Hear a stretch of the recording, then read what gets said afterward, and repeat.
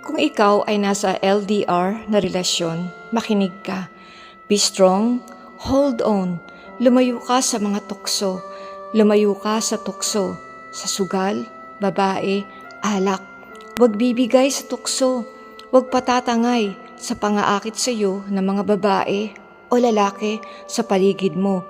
Nagtiis kang mapalayo sa pamilya mo dahil gusto mo silang mabigyan ng magandang buhay, di ba?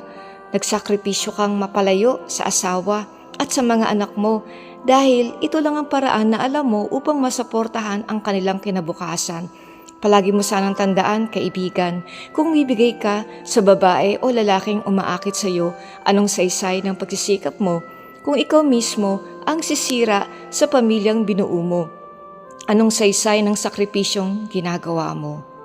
The Praying Mom, there's power when you pray.